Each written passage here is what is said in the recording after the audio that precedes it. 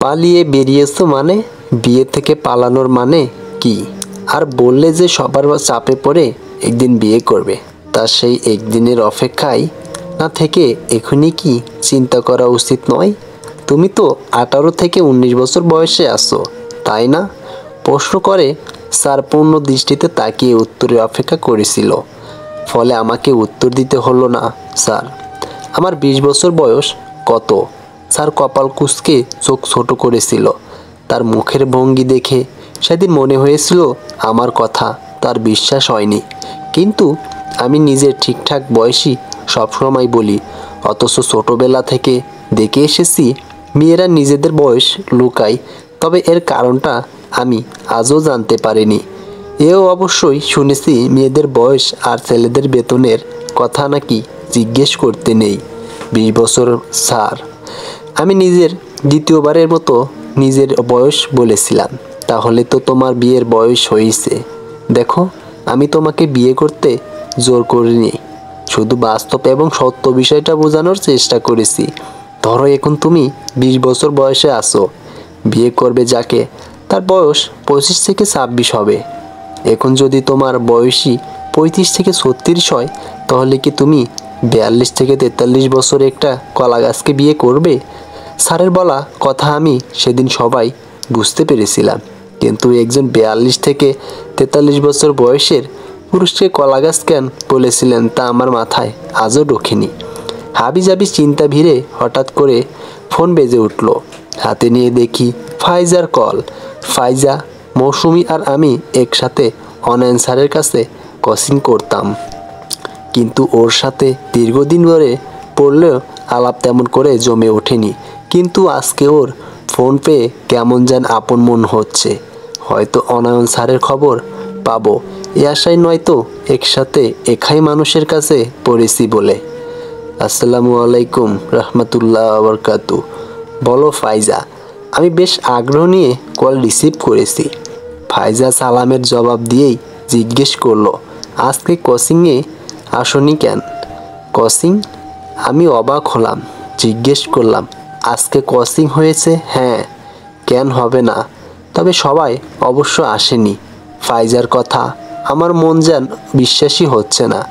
আমি অবিশ্বাসের সুরে আবার জিজ্ঞেস করলাম, সত্যি আজকে কোচিং হয়েছে? ফাইজা হাসলো। ওর জায়গায় অন্য কেউ হলে হয়তো রেগে যেত, কিন্তু মেয়েটা বরাবরই ঠান্ডা মেজাজের, তাই শান্ত গলায় বলল, বিশ্বাস করতে সবারই কষ্ট হবে, কিন্তু স্যার সশরীরে পড়ায়নি, অনলাইনে পড়িয়েছে। তিনি এখন পালিয়ে বেড়াচ্ছেন। এটা শুনে বুকের ভিতর কেমন একটা অতিকে ওঠা টের পেলাম। যেই মানুষটা আমাকে একদিন বিয়ে থেকে পালিয়ে বেড়াতে মানা করলো, আজ সে নিজেই পালিয়ে বেড়াচ্ছে। আমার গলা দিয়ে কোনো শব্দ বের হচ্ছে না। আমি চুপ করে রইলাম। ফাইজা বলে গেল, স্যারের ছোট ভাই ইমন আছেন না, ওই যে আমাদের একদিন হিসাব বিজ্ঞান পড়িয়েছেন, তিনিও তো স্যার। তিনি সব ব্যবস্থা করেছেন, আর এখন থেকে তিনিই পড়াবেন। অনয়ন স্যার আজকে কিছু পড়ায়নি, শুধু নিজের কষ্টের কথা বলেছেন। স্যারের বিরুদ্ধে নাকি মিথ্যা মামলা দেওয়া হয়েছে। আমার কিন্তু এটা শুরুতেই মনে হয়েছে, কারণ তার মতো একটা মানুষ এসব করতে পারে ভাবাই যায় না। ফাইজা একটু থামলো, থেমে আমাকে জিজ্ঞেস করলো, মিষ্টি, শুনতে পারছো নাকি নেটওয়ার্কের সমস্যা হয়েছে? শুনছি, খুব ছোট্ট একটা উত্তর, কিন্তু গলা দিয়ে বের করতে গিয়ে মনে হলো যেন বিশাল পাথর গড়ে দিচ্ছে। পরিস্থিতি স্বাভাবিক না হওয়া পর্যন্ত ইমন স্যার আমাদের পড়াবেন।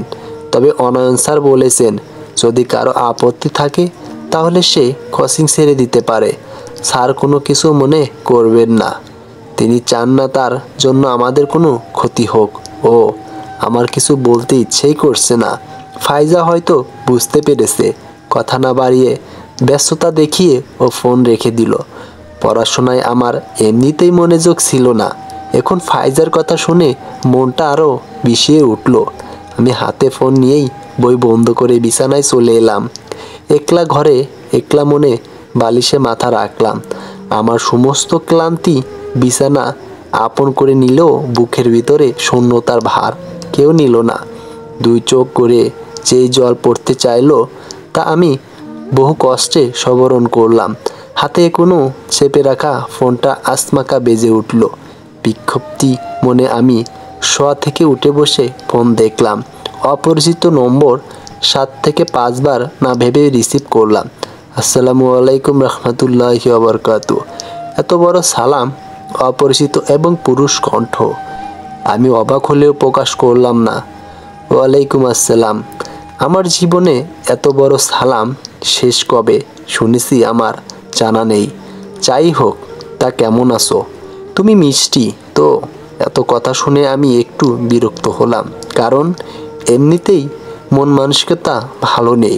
তাছাড়া খুব প্রয়োজন না হলে আমি নন-মাহরামদের এড়িয়ে চলি, কিন্তু বর্তমান যুগে এড়িয়ে চলা বড় মুশকিল, তাও আবার পড়াশোনা করতে ঢাকা আসা একটা মেয়ের জন্য। জি, কিন্তু আপনার পরিচয়? আমি যথেষ্ট স্বাভাবিক থেকে প্রশ্ন করলাম। কিন্তু পরিচয় না পেলে কি কথা বলবে না? প্রশ্ন একটা হেয়ালিপানা বেশে উঠল। আমি গলার স্বর একটু কঠোর করে বললাম, পরিচয় নয়, আমি প্রয়োজন বুঝে নন মাহরামদের সাথে কথা বলি। সরি মিষ্টি, আমার আসলে মনে হচ্ছিল না তুমি ধার্মিক মেয়ে। আমি তোমাকে কল করে বিরক্ত করতাম না। তোমার মন খারাপ এই কথা আমি জানি, কিন্তু তুমি আমার ওই নম্বর ব্লক করে দিলে। মনে হলো একটু বেশি বিষণ্ণতায় ভুগছো, তাই সরাসরি কল করেছি। অনেক কথাই বলছে মানুষটা, কিন্তু আমার কেমন জানি সব গলিয়ে যাচ্ছে। আমি যেন কিছুই বুঝতে পারছি না। অগোছালো মনেই জিজ্ঞেস করলাম, আমার মন খারাপ হলে আপনার কি? যে জন্য কল করেছেন সেটা বলুন। রাগ করলে আপনি অযথা কথা বাড়াচ্ছেন। আমার গলার স্বর ক্রমাগত শক্ত শোনাচ্ছে। ঠিক আছে, তাহলে আসল কথাই বলি। একটু থামলো, এরপর বলল, এই মিষ্টি, আমি মেয়ে নই গো, আমি পুরুষ। সুদর্শন বা স্বপ্নের পুরুষ নই, আমি তোমার জীবনের সবচেয়ে বাজে পুরুষ।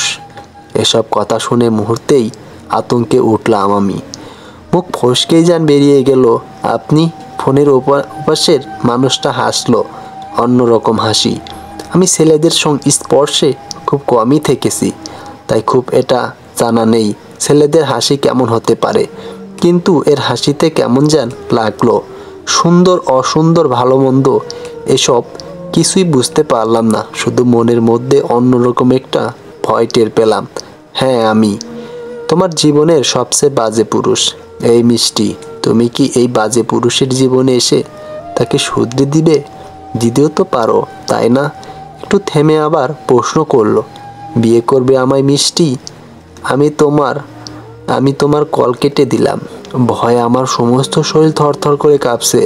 মনে হচ্ছে জীবনের প্রথম আমি মস্ত বড় পাপ করে ফেলেছি, অজান্তে এবং অগোচরে। এই পাপের শাস্তি খুব শীঘ্রই আমার জীবনে নেমে আসবে। মনে হচ্ছে এই অগোচর অনায়াসে আল্লাহ সুবহানাল্লাহ ওয়া তাআলা আমার উপর নারাজ হবেন। ফোনটা আবার বেজে উঠল। আমি কাপা হাতে ফোনটা নিলাম। স্ক্রিনে ভেসে ওঠা নম্বরের দিকে তাকিয়ে রইলাম। হঠাৎ মনে হলো, কল রিসিভ না করেও আমি অপরিচিত একটা পুরুষ কণ্ঠ শুনতে পারছি। সেই কণ্ঠ আমায় বলছে, এই মিষ্টি, আমি মেয়ে নেই গো, আমি পুরুষ। সুদর্শন বা স্বপ্নের পুরুষ নই, আমি তোমার জীবনের সবচেয়ে বাজে পুরুষ। আমি ভয়ে কেমন অগোছালো হয়ে গেছি। কল কাটতে গিয়ে রিসিভ করে ফেলেছি, কিন্তু খুব দ্রুত নিজেকে সামলে নিলাম। যখন রিসিভ হওয়া কল কেটে নতুন নম্বরটা ব্লক করে পেরেছি, আমার ধাতস্থ হাতে যদিও সময় লেগেছে, কিন্তু আজকের পর অপরিচিত নম্বর থেকে কল এলে রিসিভ করব না। এই সিদ্ধান্তে উপনীত হতে একটুও সময় লাগেনি। এখন শরতের মাঝামাঝি সময়, অথচ আমার শীত শীত অনুভূতি হচ্ছে। জীবনে একের পর এক ঘটনা এমন আচমকা ঘটে চলেছে, আমি ঋতুর আসা যাওয়া নিয়ে তেমন মনোযোগ দিতে পারছি না। অথচ এই আমি প্রকৃতির প্রেমে কতই না নিমগ্ন ছিলাম শৈশবে কৈশোরে। মিনা আজকে ক্লাসে আসেনি। মেয়েটা যখন বকবক শুরু করে তখন বড্ড বিরক্ত লাগে, কান একদম ঝালাপালা করে দেয়। কিন্তু একটা দিন যদি ক্লাসে না আসে, তখন বুকের ভেতরটা কেমন যেন দুঃখের ভারে টনটন করে। আজকে ওর কথা একটু বেশিই মনে পড়ছে হয়তো।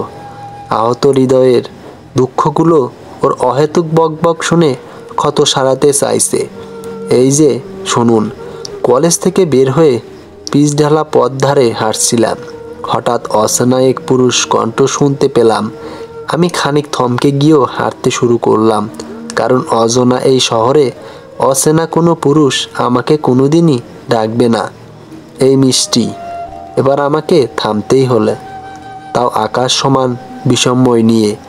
আমি দাঁড়ালাম ঠিকই, কিন্তু পিছন ফিরে দেখলাম না। আনমনে প্রশ্ন করে উঠলাম, কে ডাকছে আমায়?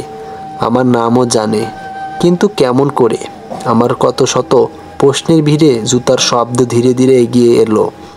কয়েক সেকেন্ডের মধ্যে মানুষটা যখন আমার সম্মুখে এসে দাঁড়ালো, আমি জড়সড় অবস্থায় তাকে দেখার চেষ্টা করলাম, কিন্তু হৃদয়ে সৃষ্টি হওয়া হাজারো ভয় নিয়ে অচেনা একটা পুরুষকে শুধু তার বুক অবধি দেখতে পারলাম।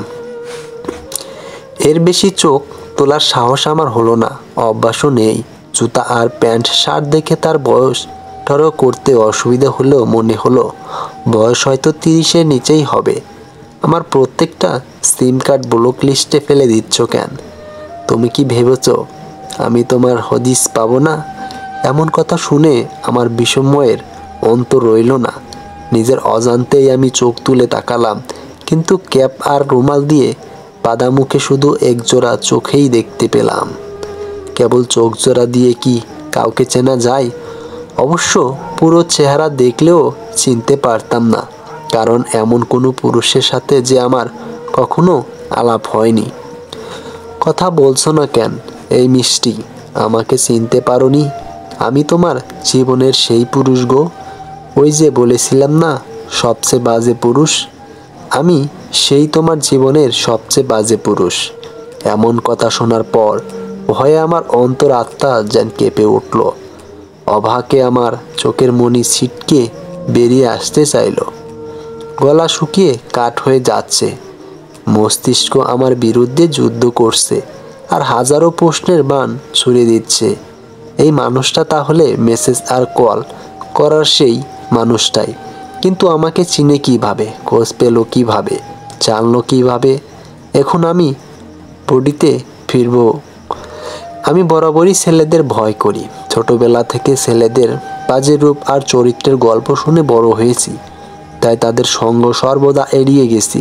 চেনা জানা ছেলেরাও আমাকে বিরক্ত করতো না, এমনকি আমার আত্মীয়দের মাঝে যারা আছে তারাও আমার সাথে তেমন একটা কথাবার্তা বলে না।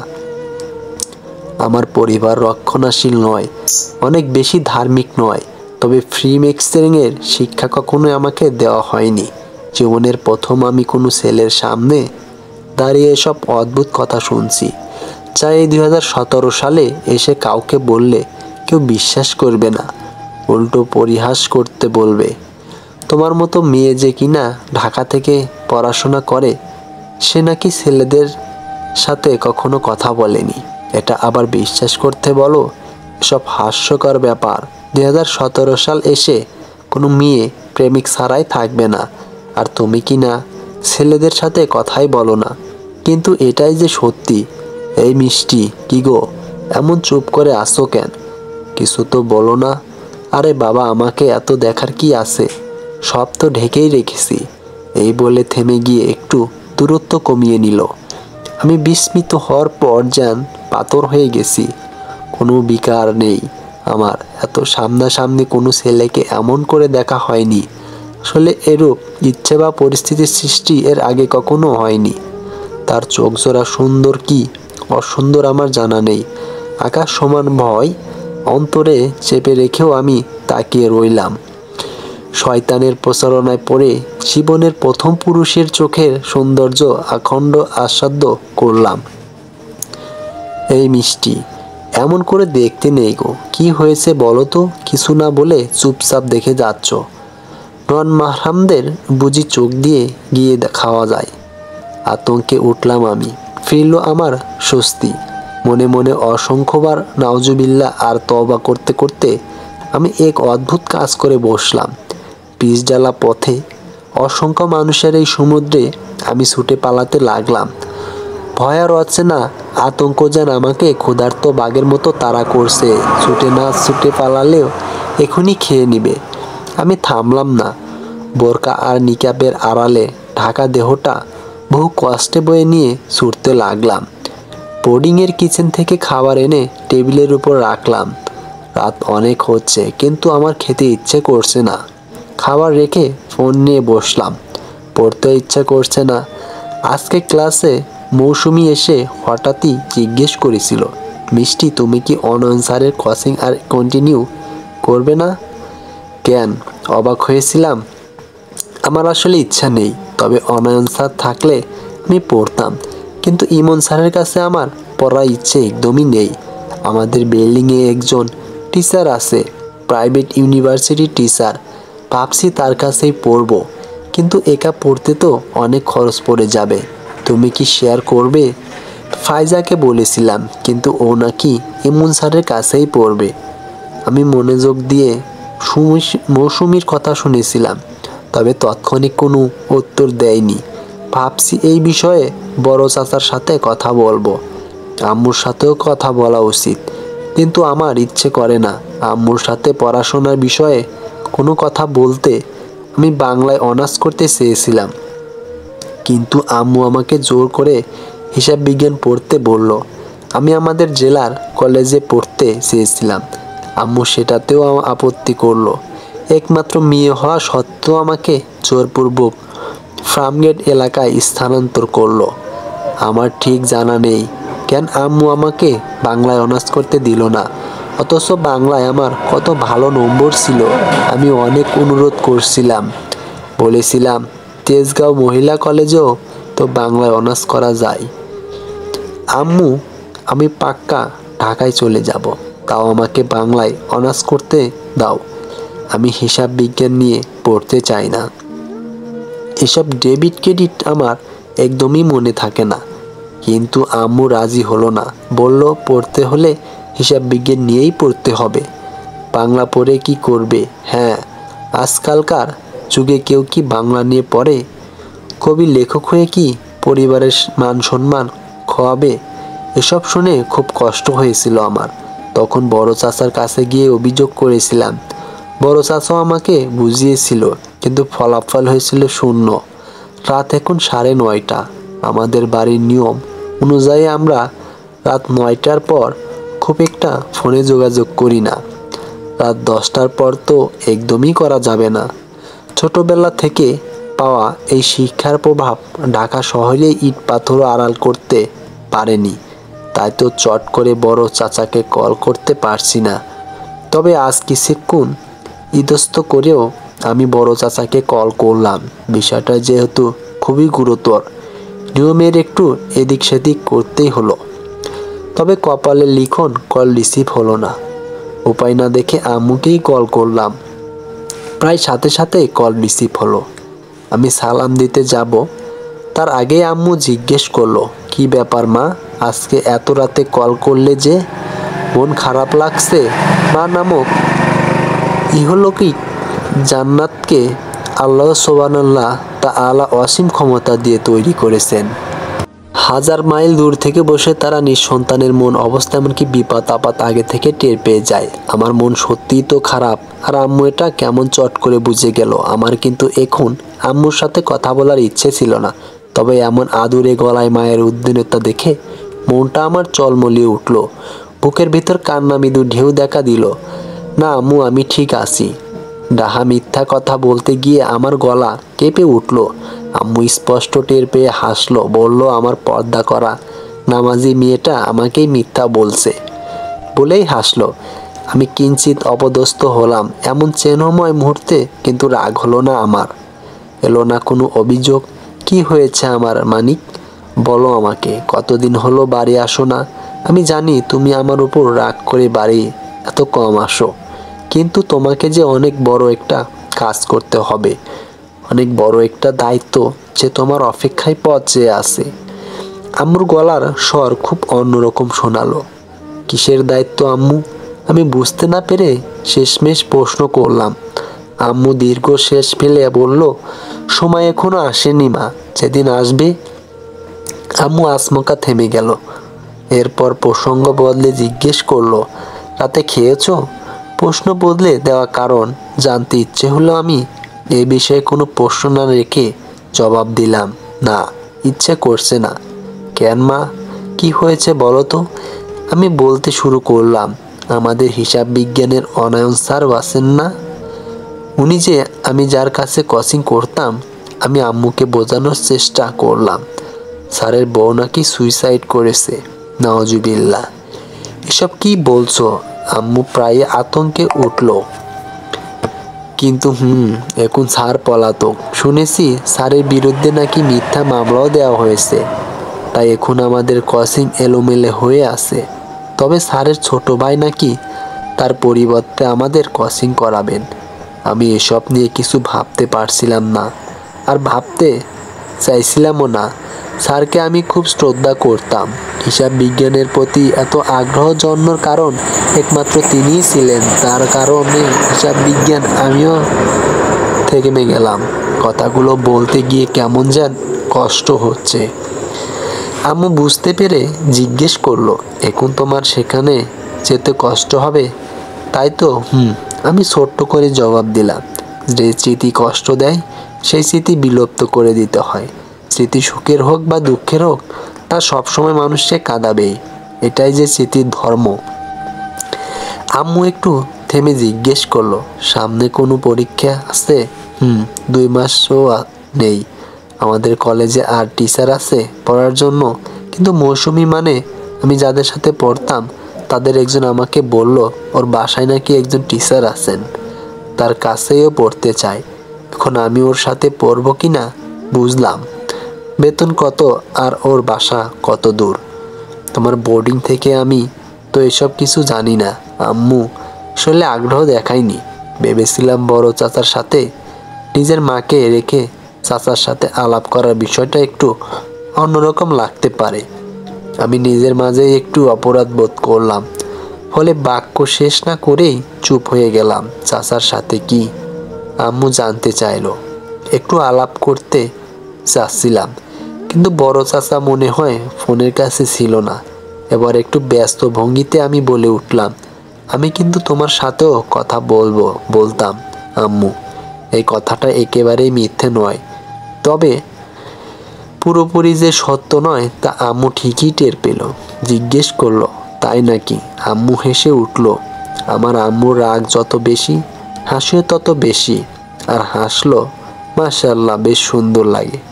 মায়ের পবিত্র হাসি নিঃশব্দে শোনাও সৌভাগ্য মনে হয়। কিন্তু যখন মনে পড়ে আম্মুর জন্য হিসাব বিজ্ঞান পড়তে হচ্ছে, অথচ আমি বাংলা পড়তে চেয়েছিলাম, তখন আম্মুর রাগ এসে আমার উপর ভর করে। আরও 10 থেকে 15 মিনিট কথা বলা শেষ করে আম্মুর ফোন রেখে দিল। আমিও প্লেট নিয়ে খেতে বসলাম। 2 লোকমা মুখে পড়তেই ফোন বেজে উঠল। স্ক্রিনে তাকিয়ে দেখি অপরিচিত নম্বর।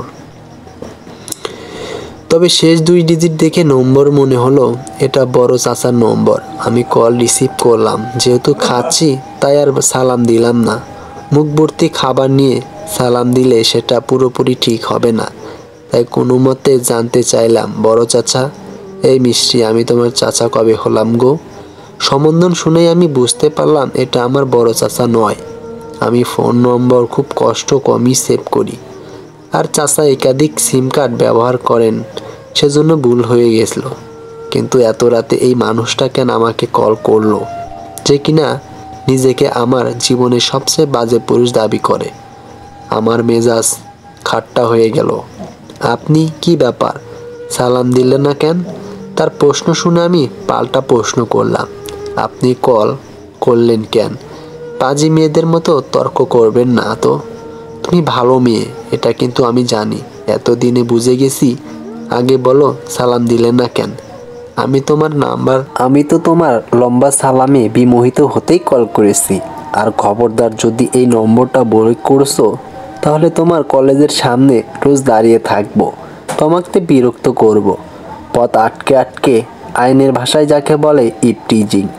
এমন কাট কথা শুনে আমি একটু বিস্মিত হলাম, একটু রাগান্বিত হয়ে আর একটু ভয়ও পেলাম। কিন্তু মেজাজ ঠান্ডা রেখে সমস্ত বিষয় আয়ত্ত করার চেষ্টা করলাম।